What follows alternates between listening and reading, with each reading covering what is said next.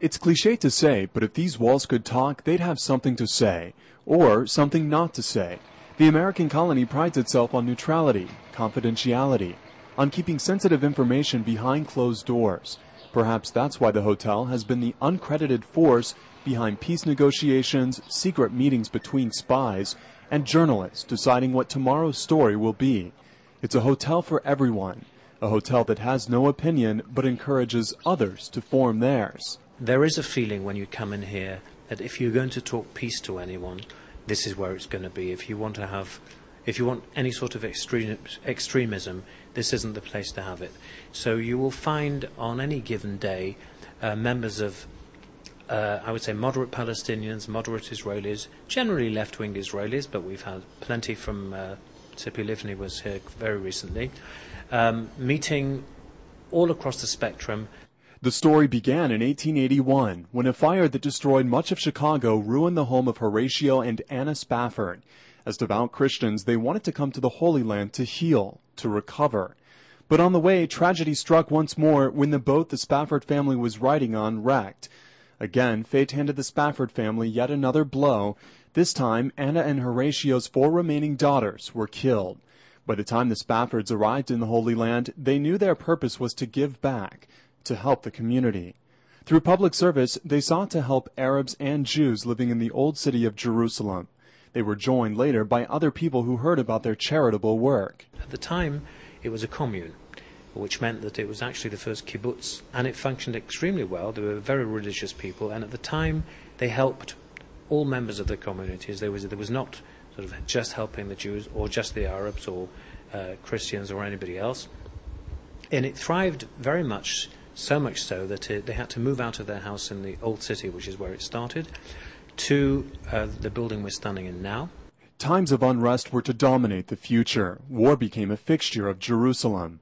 But the American colony found its niche in remaining neutral, living in peace under British, Jordanian, and Israeli rule.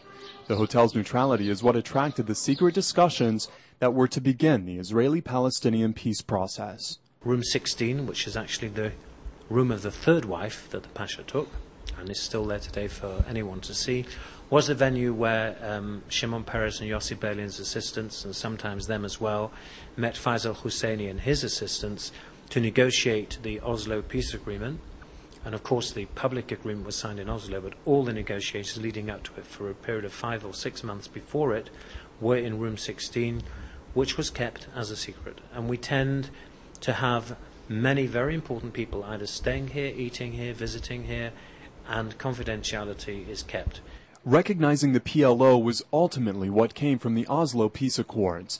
That deal was spoken about, but many others that have happened or are happening right now within the American colony's walls may well remain secret. The responsibilities that come with the burden of secrecy aren't light. Knowing the sensitive information that passes through the hotel's walls is a privilege the hotel takes seriously.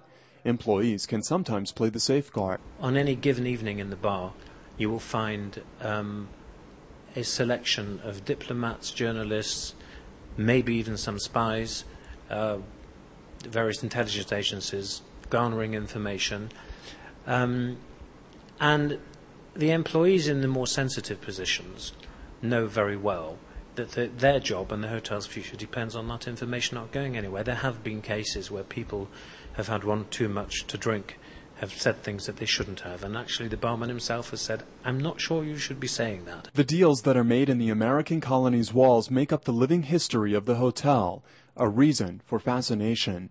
But that says nothing of the obvious, that the American colony is a 5-star hotel, a hotel decked with luxury and service from people who will remember your name.